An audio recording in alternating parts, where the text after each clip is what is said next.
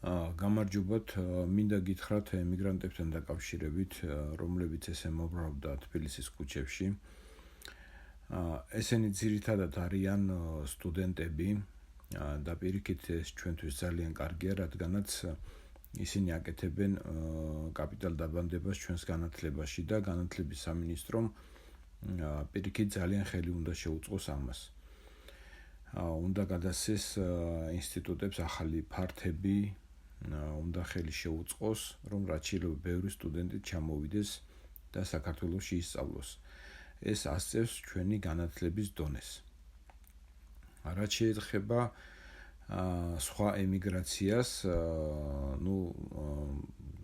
ეს კურიერებიც არ არის პრობლემა ჩვენთვის.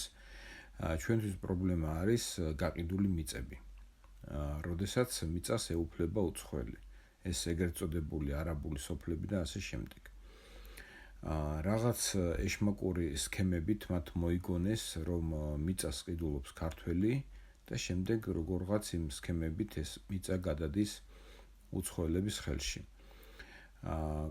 კანონში წერია, რომ უცხოელს არ აქვს უფლება იყიდოს ქართული მიწა, მაგრამ მან უნდა იყოს კიდე ესეთი რამ ჩაწერილი ცალკე დათქმა, რომ ნებისმიერი манипуляციით, როდესაც ქართული მიწა აღმოჩნდება უცხოელის ხელში, ეს საკუთრება უნდა გაუქმდეს და მიწა უნდა დაუბრუნდოს სახელმწიფო საკუთრებას.